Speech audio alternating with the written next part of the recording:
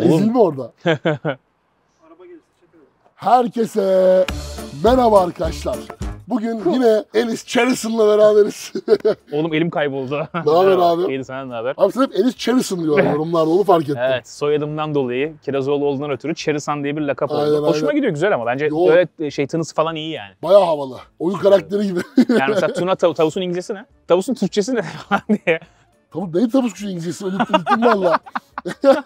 Ya geçen internet kafe videosunda ben demiştim ki ya herkesi çıkarıyorsun. İşte 20 bin liralık yemeklere, 10 bin liralık yemeklere bize getirdin 2 poğaça 2 açma. İnternet kafe videosunda öyleydi masayı yani. biraz boş görmüştüm. Ben de dedim ki ya bana özel bir muamele mi diye. Tuna sağ olsun hemen aradı, olur mu abi dedi. Gel dedi, sınırsız yemek turu yapalım. Her ay senden bu daveti beklerim Tamam, artık tamam. yani. Her ay beni bir kere al gezdir abi. Sınırlı yemek durum bu şimdi abi.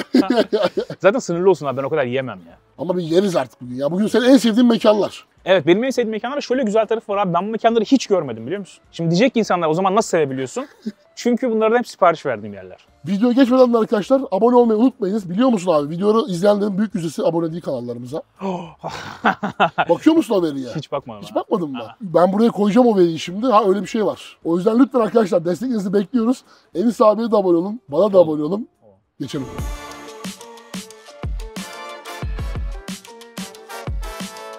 Kumru. Evet, kumru. Ben kumruyu çok severim bu arada. Babam demiştim en son İzmir'de. 2 senesi vardı yani. Ben de abi İzmir'e taşındığımda kumrunun müptelası oldum. Hatta ciddi kilo aldırdı bana o dönem kumru yemek devamlı yani. Ondan sonra İstanbul'a döndükten sonra düzgün kumru yapan yer bulmakta zorlandım. Şimdi her taşındığımda, işte ben çok taşınan bir insan olduğum için her taşındığımda bakıyorum hani kumrucu ne var diye. Şansıma burayı buldum. Abi buranın kumrusu bana İzmir'dekinden farklı gelmedi açıkçası. Yani ben bayağı keyifle yiyorum. Gömelim. Gömelim. Gömelim, hep gömüyoruz. Aynen. Oğlum ben Luna Park falan da var ha mahallemizde. Onu da çekmek isteyebilirsin. Bu arada şurası Bostancı Luna Parkı. Çocukluğumun geçtiği yer. Şöyle bir çeksene. Abi çok iyi, çok güzel ya. Korku tüneli var şurada. Korku tünelinde hortlağın kafasını almıştım abi. Benim öyle bir anım yok abi. İnsan gibi eğlenceme bindim, evime gittim. Uğraşmadım yani. Kızmışlardı sonra çıktığımda. Neden acaba? Elimde onunla çıkmıştım. Adam korku tüneli yapmış, hortlan kafasıyla çıkıyor dışarı. Bostancı'dan Kadıköy'e kadar gayet güzel. Tam eski İstanbul ya burası. Bir duygulandık be. Bir içlendik be. Hadi yiyor muyuz? Yiyoruz abi. Başlayalım turumuza. Ben daha ne kadar yiyebilirim bundan sonra bilmiyorum, bak onu söyleyeyim de. Benim sınır burada bitebilir. Daha yeni başlarız. Sen burada normalde ne sipariş ediyorsun abi? Abi Sayyaslı Çeşme Psikopat. Tabii bunun dijitalde adı böyle değil. Daha farklı bir ismi var. Ya burada biraz yani şöyle psikopat Sayyaslı Çeşme Kumru diye geçiyor. Burada sıralaması değişmiş yani. Çok bir fark yok da. Bir de şunu fark ettim şu anda. Online'da daha pahalı. Burada daha ucuz. Dükkanda daha mı ucuz? Harbi mi? Biraz farklı var. Çok güzel olur. Ama ben bunu gördüm şu anda yani. Ben bir sonraki... Peki senden direkt sipariş verebiliyor muyum? Tabii arayıp. numara üzerinden verebiliyorsun. O zaman gene bu mu fiyat? Fiyat o şekilde. Tamam. Komisyon koyuyor abi. Tamam, o zaman psikopat Çeşme'den söylüyoruz. Tamam. İkisinden de gelsin ya o zaman. Patates de alırız. Nasıl, bak izle şimdi ben neler söyleyeceğim. Patates de senin istiyorum. Taşınıyorum dedin. Niye taşınıyorsun? Götümde kurt var abi. Duramıyorum. Ya abi hep böyle belli sebeplerle tur taşındık ya. İşte bir tanesinde ev artık küçük gelmeye başladı. İlk evlendiğimizde çok küçüktü bizim evimiz. İşte ekonomimiz durumumuzu biraz toparladık mesela. Ekonomik durumu toparlayınca dedik ki hadi bir tık daha büyük bir yere taşınalım. Taşındık, memnunduk oradan. Bu sefer de deprem oldu yakınlarda bir yerde. Bizim orası sallandı. Bize herkes de bir şey baktırdı. Ne vardı? Bizim apartman çürük çıktı. Hatta şöyle bir şey var. Apartman yöneticisi dedi ki bakın ben buradan kıllanıyorum dedi adam kendi. Çünkü burası 50 yıllık bina dedi. Ben güvenmiyorum buraya dedi. Ben baktıracağım dedi ve harbi delikanlı herifmiş. O çevrede kimsenin baktırdığını ben görmedim. Bir o adam baktırdı. Biz taşındık. Taşındıktan 6 ay sonra apartmanı yıkmışlar. En azından müdahale etmişler Ama yani. bak söyleyeyim sana, orada başka apartmanlar da var. Bir o adam bence baktı. Çünkü tek 50 yıllık apartman bizimki olamaz yani. Doğru. Ondan sonra da abi bahçesi olan bir yere geçsek dedik. Tabii Bahçeli Ev İstanbul'da lüks yani. Çok büyük bir lüks. O yüzden İstanbul'un dışına doğru biraz gittik. Daha Kurtköy tarafına taşındık sonra. Ondan sonra tekrar hadi çocuğumuz oldu artık şehrin içine gelelim dedik. Bu taraflara geldik falan. Yani hep böyle bir sebep oldu. Ama şu an bulunduğum yerden herhalde Taşınmak da zor iş ya. Eşyalar. hiç zor değil biliyor musun? O kadar kolay ki. Çok taşınca anlıyorsun abi. Çok zor Ben bir şey çok değil taşıdım yani. bu arada. Ha öyle mi? Acayip öyle böyle değil. Ben Ama artık şöyle bir sistem var. Eskiden biz kendimiz kolluyorduk her şeyi. Şimdi taşımacılar o kadar profesyonelleşmiş ki. Arıyorsun abi adamları. Adam bizim taşımacı da tanıdık oldu artık. Adamla o kadar çok taşıma yaptık ki adam geliyor. Tak tak tak kutuluyorlar. Ya ben taşınmadan önceki gün hiçbir şey ayarlamıyordum düşün yani. Hani o kadar kafa rahat. Nakliye sponsoru girdi mi videoya? Bu arada evet. Ama abi çok O olay bayağı iyi. İstanbul'da bu olay yani Türkiye'nin genelinde nasıl bilmiyorum ama İstanbul'da bu olay son 10 yılda çok değişmiş. Ben hatta taşınan arkadaşlarımla konuştum hepsi şey diyor bana abi taşınacağız, öldük bittik. İşte mutfak eşyaları falan filan. Oğlum diyorum zaten nakliyeciyle anlaşmadın mı? Anlaştım. Söyle adam yapsın diyorum. Aa oluyor mu öyle diyor mesela. Çoğu insan bilmiyor bunu. Bende şöyle bir sıkıntı var. Benim evde tonlarca ağırlık spor Ya sen- aletleri, demirler falan. Seninle normal muhabbet etmek çok zor ya. Senin hep böyle bir çok ekstrem bir durumun var ama ya. Hani normal insanla muhabbet değil ya. Tuna ile muhabbet ayrı olması lazım. Abi 25 kiloluk ağırlık plakaları. Ya onu nasıl taşıyacağım? Benim evde ondan 20 tane falan var. Daha bile fazla zaten de. Senin bir body salonu falan getirmen lazım. Adam en son böyle nakliyeciler böyle aman oğlum diye atıyordu böyle o plakaları böyle. Anasını sikeyim. Atabiliyorsa çok iyi. Abi 2 gün Atıyorsun sürdü. oğlum onunla video çek. Ben de çekme yani adama plakayı atıyorsun 25 kilo. 2 gün sürdü taşınma. Adamlar beyin tutarak gidiyordu evden en son. Abi sen de ne yapıyorsun be abi? Ama ben ona 2 kat fazla para verdim yani. Ha tabii anladım. Onun hakkını- Taşımıyorlardı yoksa. Tabii taşımaz yoksa. Ama gene de senin tabii ağırlık salonun olduğu için senin taşıman ayrı bir Evet, şey evet. yani. Hani bir taşlar yerinden oynuyordur burada yani. Tuna taşınıyor Yoksa diye. hani mutfak eşyası falan değil. Onları güzel kolluyorlar da. Bir de bir şey söyleyeyim mi? Bak bunu tamamen Faruk Beyciğim size şey olarak söylemiyorum ama bak şu an belki de Bostancı'nın en böyle hoş yerinde oturuyoruz. İnsanların gördüğü manzaraya bak. Bak kamerayı çevirsen o kadar güzel ki etraf. Luna Park var burada. Şurada ben ormanı görüyorum falan filan. Sizin gördüğünüz manzara şöyle bir inşaat Evet. oldu kusura bakmayın. Ters ışık. Işık öyle denk geldi. Ama sanki şey gibi olmasın diye söyledim ben. Hani böyle bir inşaat mahallesine girmişiz de Yok, orada yok. bir kumuzda yiyoruz gibi bir yerde değiliz aslında. Biz şu an bayağı keyifliyiz. Önümüzde Aynen. Bostancı manzarası falan. Benim gözüm o yüzden devamlı böyle sağa doğru kayıyor yani. Evet ya. Çok hoş. Şu roller coaster'da bayağı tırsardım küçükken ya. Ben abi yükseklik bende çok büyük tabu. Yani Ha. yüksek bende inanılmaz. En çok korktuğum şeylerden bir tanesi. Oo. Roller coaster'larla hiç aram yok. Bak 3 kere gondola binmeye çalıştım. Yaşam ömrüm boyunca söylüyorum bunu. Aha. İlkine bindim, yarısında indirdim. Durdurdum yani. O kadar ya. O kadar kötü oldum. İkincisine dedim ki ya artık olmaz canım. Yani ne olacak? Onu da yarısında durdurdum. Hadi ya. Üçüncüsüne dedim ki bunların hepsinin arasında 2-3 yıl var bu arada arkadaşlar. Manyak gibi her gün gidip tabii hani bir daha gondol demiyorum da.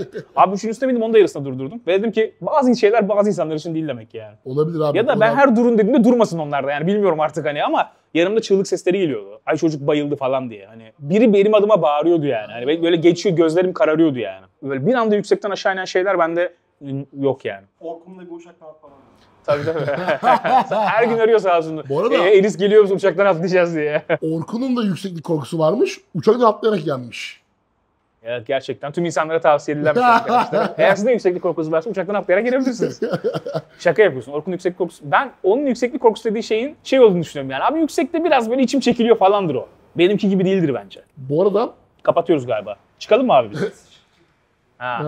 insan iyi kötü bir şey görebiliyordu. Şimdi hiçbir şey göremiyor. Yok kapı transparan gözüküyor. Okey. Şu an daha merak unsuru yüksek anladın mı? Acaba ne var arkada? Ama iyi oldu Tuna ya teşekkür ederim. Ben bu arada şakasına söylemiştim oğlum beni çıkartmıyorsun diye. Biliyorsun şaka yaptım zaten. Biliyorum abi Şey biliyorum yok. ama bahanesi olsun ya ne olacak? Beraber yiyip Ama içmek sen beni keyifli. sevdin galiba. Bir, her ay 2 haftada bir arıyorsun yani. Abi ben seni çok seviyorum zaten. Diyorum ya videolarının sonuna kadar izlediğim çok nadir adamlardansın. Estağfurullah sağ ol. Beni öv diye sorduğum bir soru değildi. Sağ ol. Ama iyi oldu geldim. Bana da güzel değişiklik oldu. Dışarı çıktığımız yok yoksa. Mesela ben hakikaten şu an gideceğimiz mekanların hiçbirinde fiziksel bir yemek yemedim ya. Çok enteresan geliyor. Hem onu da görmüş olacaksın mesela. Sen Evet. bir yerden yemek söylüyorsun ama nasıl bir olduğunu bilmiyorsun. Bilmiyorum evet. Felaket duruyor ya. Çok güzel abi. Bu kaç kat ya böyle? Hadi bayağı sıcak. Yani normalde tabii kurye arkadaşının getirme payıyla tam ideal kıvamı sıcaklığına geliyor. Aynen, Şimdi aynen. yanıyordur büyük ihtimalle.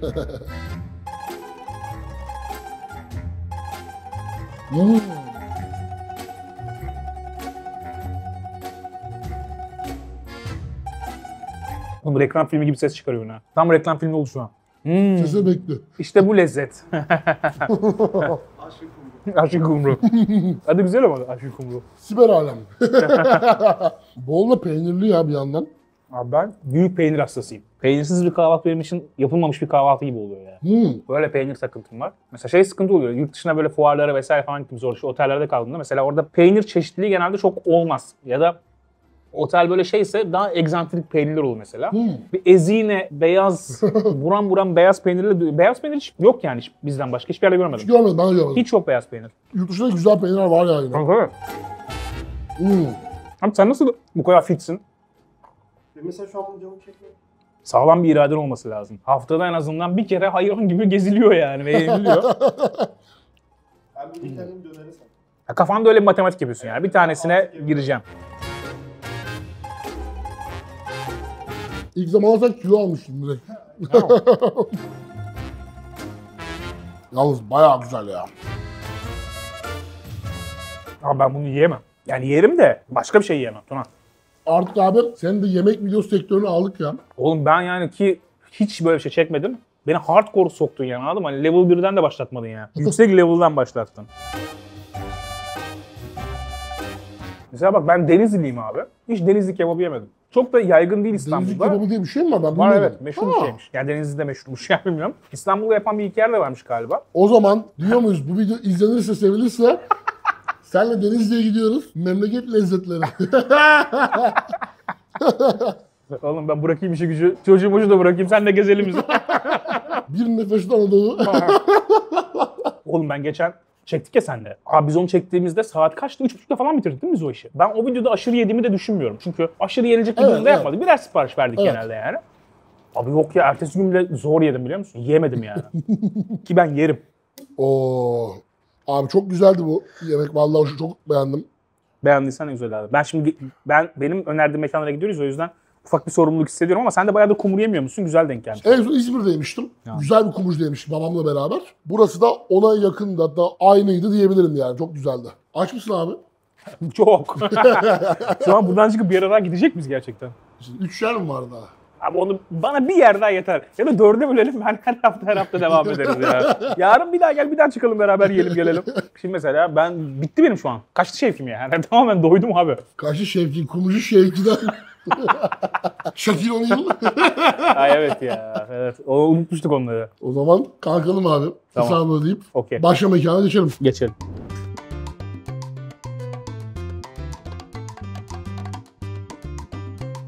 Ben mi gideyim o? Yine abi. Sen getirdin. Sen götürdün ya, aynı oluyor. Şimdi burası sevgili arkadaşlar Başak Döner. Ben burada haftada bir ofis var burada. Benim de gelip çalıştığım. Oradayken %90 buradan sipariş veriyorum. Dönerlerini seviyorum buranın. YouTuber'lar çalışıyor mu ya ofise gidip? Evde yapmıyor musunuz? Zaten YouTube işte oyun işleri için çalışıyorken, bizim oyun geliştirme işleri için çalışıyorken buraya geliyorum genelde. Gömüyoruz. Gömüyoruz. Burada ben döner. Yani İskender var, döner var. dondun gibi Döner. biraz. Evet, dışarı soğuk, o yüzden genel Vallahi olarak soğuk. ısıtıcının altındayım. Üşümemeye çalışıyorum. Menü çok old school. Tabii burası klasik abi. Genelde burası zaten çalışan insanların gelip öğle aralarında yemek yediği veya işte buradan sipariş verdiği bir yer. Burası iş yerlerinin çok fazla olduğu bir alan olduğu için genelde öyle takılıyor. Ben de ilk defa gördüm bu arada. Fiziksel olarak ilk defa görüyorum burayı. Ha? Evet, Doğru evet. tabii. Ben hep sipariş veriyordum abi hiç. Diyorum ya, ben izoleyim. Yenilirmiş, güzelmiş ya. Evet. Bahçesi Ben var. izoleyim. Hava Güzel iyi olsa bahçe, mesela evet. bahçede takıl. Şimdi bak, normalde söylediğim şey abi benim pilav üstü döner. Yani pilav olsun, döneri olsun, patates Zaten olsun bu. porsiyon döner 420 lira. 10 lira farklı da pilavlı geliyor. Evet ama ben şu anda pilavlı bir şey yemek istemiyorum. Karbonhidratı komple atacağım. Çünkü yani yer yok şu an. Ben zaten neyi söyleyeceğim onu da bilmiyorum yani. Tüm menüyü söyleyelim istersen abi. Söyleyeyim Tuna. Paket yaptır evde yersin akşam. Senin usul gideceğiz. Porsiyon döner. Tamam, porsiyonlar okey. Lisedeyken et döner yiyemezdim abi. Niye? Param yoktu. Ben de böyle bir intolerans falan, ete karşı bir şey falan vardı lisede. Ben lisedeyken et döneri çok rahat yiyebilirdim çünkü et döner ucuzdu. Gene tabii yiyemiyorsun, o kadar çok paramız yoktu da. Mesela tavuk abi 75 kuruşta bak, 75 kuruş. Et döner 1,5 liraydı. Öyle bir fark var. Evet öyle o kadar. Sonra işte tavuk 1,25 oldu, et döner oldu 2,5 falan derken şimdi işte 400'e 200 liraya kadar geldik. Bundan bir 10 sene sonra 50 bin lira olur mu? Olur, kesin olur. Olursa sıçtık. Yani inşallah olmaz. Abi porsiyon döner. Evet, ben de porsiyon döner alacağım. 1,5, 2. Ha 1. 1 abi 1. Aha 1. Sen? Ben 1,5 alayım ya. Tamam. Döner gurmesiyim diyebilirim. Öyle mi? O zaman güzel, senin değerlendirin. Çok döner yedik ya. Yani bu yemek videoları gereği harbiden yemem gerekenden çok fazla döner yedim abi. Abi İstanbul'da iyi döner yapan bence çok yer var. Ve döner konusunda bence güzel Var. işler yapan var ama senin kadar uzman olduğumu söyleyemem. 5-6 farklı güzel yerde yedim ben de. Bence burası iyi. Ben bu dönercilerde şeyi seviyorum. İsimleri çok kolay koyuyorlar. Mesela hiçbir kategori yok. Dönerci Serkan. Tamam. Dönerci bilmem ne. Seversen döner. Başak Döner. Bunun niye böyle geldi biliyor musun? Yok bilmiyorum niye abi? Soğumasın diye. Ha, şeyin sıcaklığı, lavaşın sıcaklığı şey yapsın diye. Lavaş koruyor bu dönerin soğumasını. Güzel bir teknoloji. Evet. Bakalım. Bak bakalım abi. Ben kesinlikle lavaş yiyemem. Artık yani pilav da yiyemeyeceğim. Sadece dönerden bir tadımlık alacağım.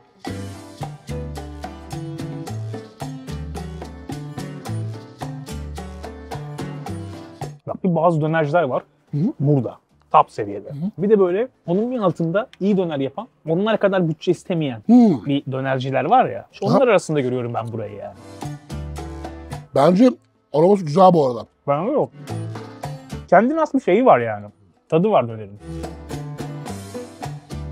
Abi God of War 1-2-3 Remastered ne diyorsun? İnşallah gelir abi. Kesin gelir de hangi seviyede gelecek onu bilmiyorum işte. Onu görmek lazım. Çok basit şekilde de gelebilir. Gerçekten üzerine uğraşılmış bir şekilde de gelebilir. Onu görmek lazım. Pardon. Ben bir tane daha alabilir miyim lan? Aynısından. Aynısı abi. Ne ara açtın, ne ara içtin.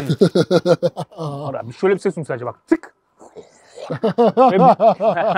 Yok oldu ya. O kadar ülke gezdin. O kadar şehir gezdin. Yemek için en keyifli şehir neresiydi yurt dışında? Ulan burada da ne güzel yedim be dediğin şey. Paris olabilir ya. Çünkü şehir çok güzel, yapısı çok güzel. Hani kendini böyle bir filmin içinde hissediyorsun mesela. Senin abi? Japonya'da güzel yedim aslında. En azından farklı şeyler deneyebildim biraz. Ya bahsettiğim şey sushi falan değil yani. Japon yemekleri bu arada gidenler çok beğeniyor harbiden. Bazı şeyler de hiç güzel değil abi. Mesela sokak lezzetlerini hiç sevmedim Japonya'nın ben. Benim damağıma hiç gitmedi. Ahtapot topu yapıyorlar mesela böyle. İçi bıcık bıcık. Dışına bir kaplama yapmışlar. Ne bilmiyorum o kaplama. Çok da anlamam bir şeyden falan.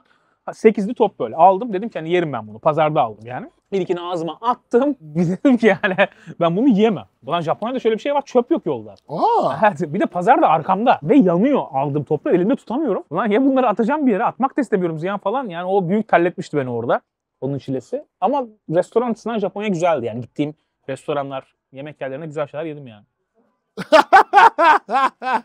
Nereye döktün oğlum onu? Bitti abi. Gel lan. Gel. Gel. Ha geliyor. Dönerden bir tane atıyorum abi. Ver Hüseyin kadar. Al. Birer dürüm yer miyiz dönerle? Tabii. Oyun dünyasıydık abi anlatmadın ya. Abi onu anlatacaktım bir anda pis pis yapmaya başladı. Ben de ne oluyor dedim bizi deyince. Abi oyun dünyasında şu an GTA beklentisi var. Ne zaman çıkacak, ne olacak, ne bitecek diye. Herkes ona göre pozisyon alacak. Ama çok var daha ya. 2025'in sonu dendi. Ama ne zaman? Ekim mi, Kasım mı? Çünkü ona göre diğer firmalar kendi oyunlarının çıkış tarihlerini ayarlayacaklar bence. Bence 25'te gelmeyecek ya. Bence de gelmeyecek ama söylediler ya. Şimdi bir tarih açıklarlar. Ay oğlum bana ağırlık çöktü ya. Lan sen nasıl çekiyorsun bu yemek videolarını abi? Nasıl bir enerji ya? Nasıl bir şeydir abi? Çok zor iş oğlum ya. Ben şey diyorum videolardan. Arkadaşlar çok zor diyorum video çekmek. İnanmıyorlar. Zor ama harbiden. O kadar da zor değil. Şimdi abartma ya. Çok emek harcıyoruz, çok şey yapıyoruz. Oturuyoruz, yemek yiyoruz sonuçta ya. Influencerlık olaylarından önce abi çalıştın mı hiç? Sigortalı, normal, düz Hiç işte. abi. Çalışmadım. Çünkü yaşın genç o yüzden sonra. Abi hiç çalışmadım. Ben spor için okulu bırakmıştım. Gitmiyordum yani. Bırakmadım da. İdmanla sınav aynı gün olurdu abi. İdman yapardın ha? İdmanı seçerdim ben. Aa. Aksıyordu çünkü. Verim alamıyordum. Erken kalktığım zaman, bir de okula gittiğim zaman işte idman kötü geçiyordu. Gitmemeyi tercih ettim. Oradan yani. bir kariyer planın vardı senin aslında yani. Onu seviyordun yani. Ya orayı. seviyordum. Diyordum ki bir şey olacaksa buradan olsun diyordum. İnsanın sevdiği şeyle uğraşması, buna meşgul edilmesi güzel bir şey. Şanslı da oluyorsun. Yani bunu diyordum yaptığın üniversiteyi zaman. bitirip yapacağım işten ne kadar mutlu olacağım. Bir ofiste masa başında çalışmak mesela beni ne kadar mutlu edecek. İşte kimseyi mutlu etmiyor ama işte herkes ondan kaçamıyor her zaman için ya. O bir sıkıntı yani. Yükleyin. Ben şu an çok derine daldım. Hayat. Neden buradayız ki falan diye. Başak Döner'de konuşulacak en önemli konular. Hayat planlaması. Seninle akşama kadar oturalım, tamam mı? Ama bir gün geri kalanı konsept değilsin. Nasıl? Sınırsız başka bir şey. Gidelim batak oynayalım abi. Hızlı çay içtik. 3 kişi 3-5-8 oynanıyor diye hatırlıyorum ben en son. Ama senin videodan sonra beni tanıyan insan sayısı arttı. Tuna. Ok artık. Vallahi geçen biri tanıdı mesela. Ben de sandım ki benim yaptığım güzel videolardan tanıyor beni. Tuna'nın videosunda görmüştüm sizi diye. Teşekkür ederim dedim. Sen yıllarca çalış çabala YouTube'a bir content koy. Sen Tuna'nın videosuna gideyim misin ya falan diye. İnternet kafe yemekleri yiyen adam değil misin ya? Hiçbir şey yok. Hiçbir ağırlığın yok yani ne yaptın ha. Tost neydi ya? Adam çok ünlü arkadaşlar. Ben böyle şey görmedim ya. 5 dakika temassız yürüyemiyoruz yani. Devamlı fotoğraf. Yoldan geçen laf atıyor. Saklanamıyordu zaten. Hani kendini gizli, kapşon tak kendini, öyle bir şey de yok adamda. Saizden abi herkes Evet abi 5 metreden ya adam 1 kilometreden görüyor yani. Aa sen Tuna değil misin diye geliyor ondan sonra. görmeden Çok zor yani. sesimden tanıyorlar ya. Evet. Bir tane ablamız vardı arka sırada oturuyordu. Sesinden tanıdı yani. Sağ olsunlar geliyorlar. Seviliyorsun Fotoğraf abi. çekiyorlar. Çok büyük Ama bir şey. enteresan bana çok geldi mesela hiç bu kadar. Ben hiç böyle bir şeyim olmadı abi hayatımda. Spor yapan çocuklarda görüyorum. Geliyor yanıma mesela. Abi diyor o belli spor yaptı böyle Aha. tarzında. Size'ı falan. var onun da. Ha. Ya da size olması böyle spor çantası. Anladım. Bir böyle belli ediyorlar kendilerini. Çocuğun böyle heyecanla el tutuyor. Telefon tutamıyor. Çok seviyor demek O ki. kadar Ya, heyecanlı. şey oluyorum ki böyle ya onu görünce. Seni öyle titretecek bir ünlü var mı ya? Eddie Hall'la video çektim. Benim en idol aldığım, Biliyorum. en sevdiğim adamlardan biridir yani. Yani onu da bir titremedim yani öyle. Benim çok sevdiğim ünlüler var ama ben Del Piero'yla Kaka'yla top oynadım. PlayStation'ın sponsoru olduğu Şampiyonlar Ligi finali vardı. Türkiye'de yapıldı ya Şampiyonlar Ligi, Manchester City Inter. Hı. İşte 2 sene öncesinin finali yani. Orada abi davet ettiler bizi. Hani bir etkinlik yapılacak falan diye. Dünyadan bir sürü influencer da geldi. Spor influencer'ı geldi ve bizi Başakşehir'in o olimpiyat stadında orada maça falan çıkarttılar. Bir takımda Del Piero var, bir takımda Julio Cesar falan var yani. Öyle bir maç. Öyle sabahına Kaka geldi. Biz de işte soru cevap muhabbet falan etti bilmem ne falan. Orada bile mesela Kaka abi, Del Piero falan. Ve orada bile şey olmadım. Böyle aşırı heyecanlanamadım yani. Galiba şundan dolayı heyecanlanamadım. Ben de kendimi sorguladım. Hatta yanımda bir arkadaş vardı. Onun dedi sen iyi misin? Hani senin şu an coşuyor olman lazım yani. Evet. O falan demen lazım. Ya diyorum ben de anlamıyorum. Ben acaba yaşama sevincimi mi kaybettim diye düşündüm. Ama galiba şundan dolayı. Del Piero orada organik bulunmuyor ya. Hani herif öbürü parasını vermiş bir adam gelmiş ya. Ve adam içinden şunu geçiriyor diye düşünüyorum ben. Bitse de gitsek falan. Hani öyle bir şey demedi tabii herif ama sanırsam ondan dolayı duygu durumuna kendimi adapte edemiyorum yani. Sanki Bence şey gibi geliyor. Ondan değil abi. Bence bizim yaptığımız iş o kadar açık bir iş ki. Şuradan Mr. Beast gelse ben şaşırmam açıkçası. Ben ona şaşırdım. Mr. Beast'in Başaklar'da ne iş var dedim yani. Ha? O Orkun getirmişti. Bir şey Senin dedim. evet, sen Orkun'dan dolayı kullanabilirsin evet doğru. Yani hiç şaşırmam. Bence senin de o yüzdendi. Sen hani o kadar çok şey görüyorsun, bir de- tecrübe ediyorsun ki. Böyle çok coşkulu olacağımı düşünürdüm yani. Çok aşırı coşkulu olacağımı düşünürdüm. Maç yaptık 11-11. 5. dakikada böyle yaptım. Hoca beni değiştir.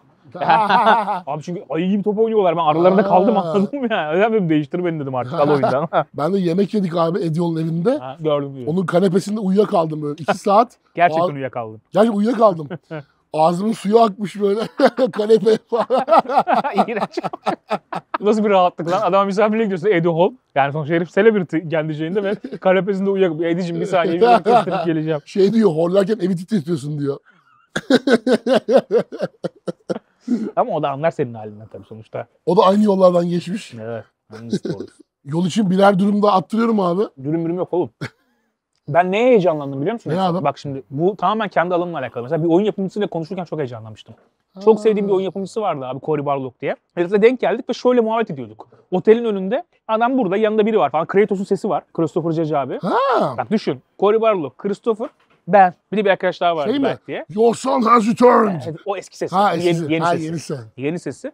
Şöyle otelin önünde gece oturuyoruz. Otelin önünde çıkmışız. İşte bir şey için hepsi orada bulunuyor o anda. Yani bir şey için hepsi otelin önünde gece vakti takılıyor falan.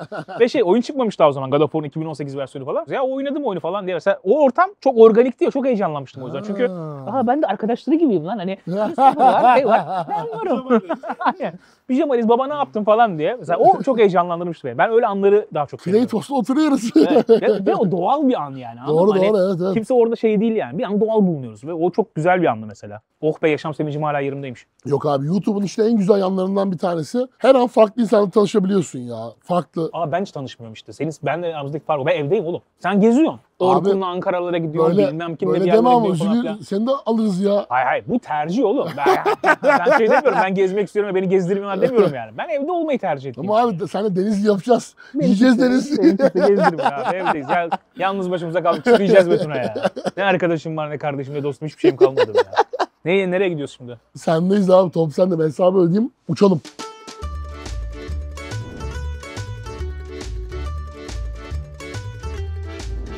Abi yemek dedik sen tatlıca getirdin bize. Oğlum ben diremiyorum videonun başından beri ahkam kesiyordum işte. Yok ben şöyle yiyorum, yok ben yiyemiyormuşum lan. Yani sevindim buna ha. Demek ki benim obez olma şansım yok. Ben abi ikinciden çıktık. Ben dedim bittim abi. Abi de erken bittin bu arada. İşte çabuk bittim yani. Yani beni 1,5 kumru yarım porsiyon döner doyurdu beni.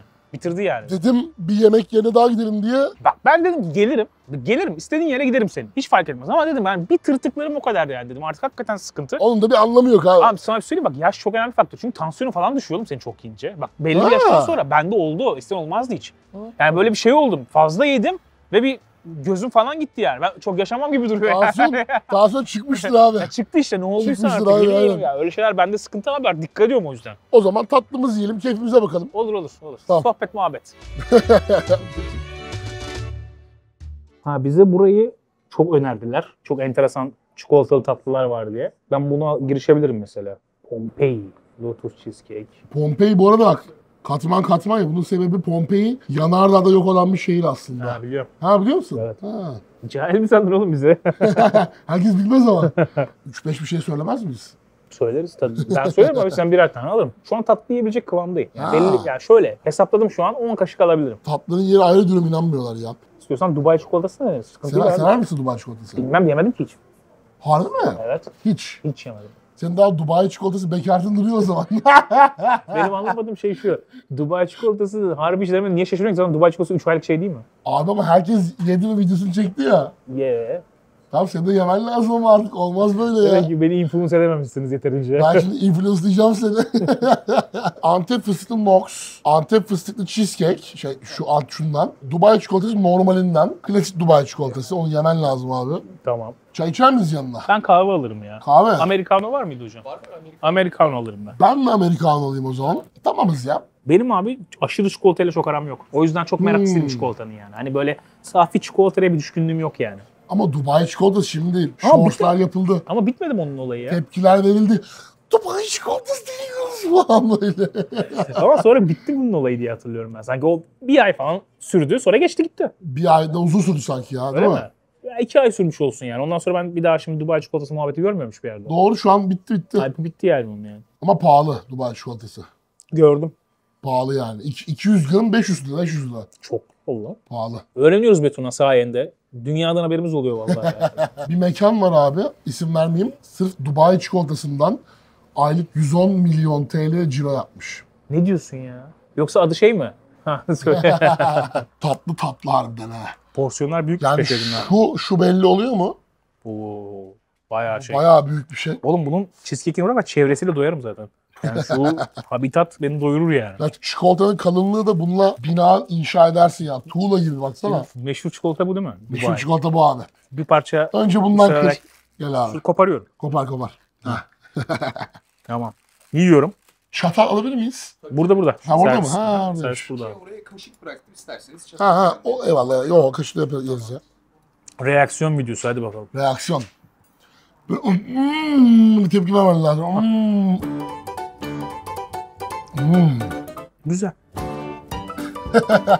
Ya güzel yani. Ya- Çıtır. Cheesecake yıkılıyor abi. Antep fıstığı ben çok seviyorum abi ya.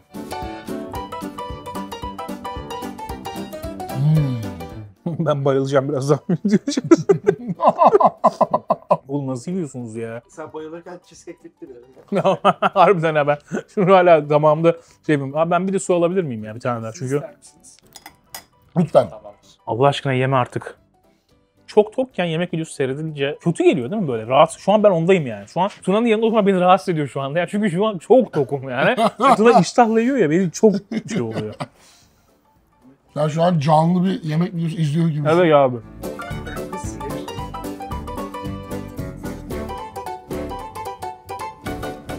İnsanoğlu haddini bilmeli. Ben bunu anladım yani. Benim haddim değil abi. Sen kimsin sınırsız yemek turuna çıkıyorsun Tuna'yla ya? Senin etin ne, budun ne? Ama erken kesildi Kilogram abi ya. işte onu diyorum oğlum zaten ben hayatımda ilk defa böyle bir şey yapıyorum. Ben de kendimi yerim zannederdim yani. Böyle bir şey yediğim falan yokmuş. Benim yediğim şey şu, bir porsiyon değil 1,5 porsiyon. Hani bu Tamam. bunu yiyebiliyorum ben ya. Bitirebilirsin bu arada. Yani söylememe gerek yok diye tahmin ediyorum. Zaten bitti galiba. Sen beni o gün iyi ki internet kafeye götürmüşsün. İyi ki az yemişiz her şeyden. Abi senle daha çok yiyeceğiz. Abi daha yemek. Daha yiyelim abi. Beni evine davet et. Oturalım çay kahve içelim beraber muhabbet edelim. İşte God of War oynayalım konuşalım falan. Artık yemek olayı. Ben rengim attı şu an yani. Hangisi en favorin oldu? Şu. Şu. Ama çikolata çok iyi bu arada.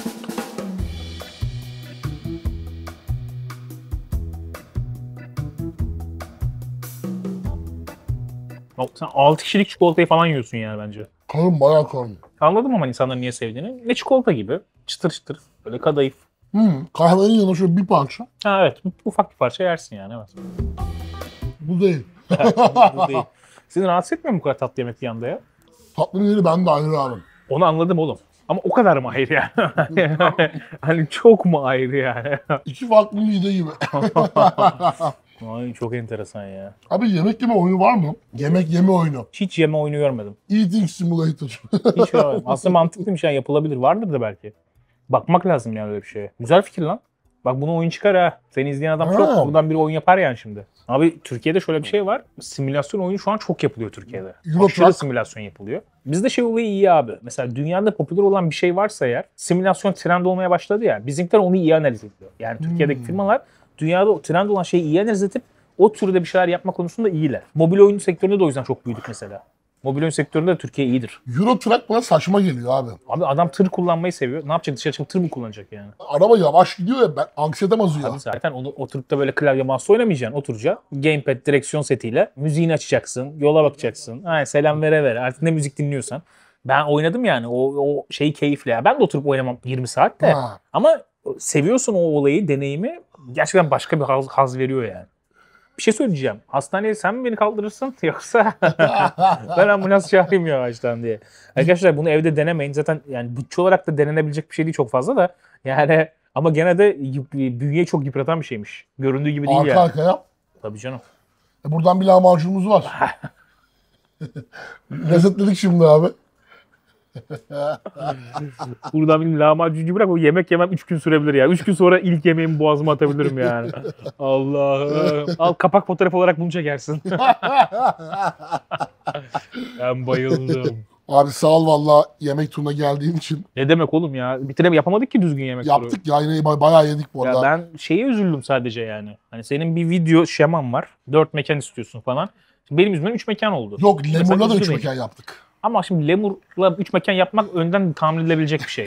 Tamam, şimdi Lemur'u sevdiğim bir insan yani, ama şimdi bakınca Lemur'a şey diyorsun, ha tamam 3 mekan yapılabilir Lemur'la. Ama benle 3 mekan hiç tahmin edeceğim bir şey değildi büyük ihtimalle. Yani bu adam yerdir diye düşünüyordun yani. Ama mide öyle bir şey ki öyle belli olmuyor. Size'la alakası yok. Yok abi. Zaten ben çok size'lı bir adam da değilim. Ama midem var yani. Ha. O da o kadar yokmuş artık. Güzel.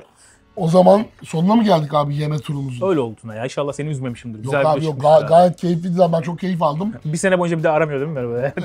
Telefonlarıma da çıkmaz artık. Yok abi, bu video beğenirse seni alıyorum evinden. Denizli'ye mi? Denizli, Gelirim lan. Denizli kebabı yiyeceğiz. Arkadaşlar biz video çekerken çok eğlendik. İnşallah siz de eğlenmişsinizdir. Artık kapatıyoruz. Enis abinin limitlerine geldik.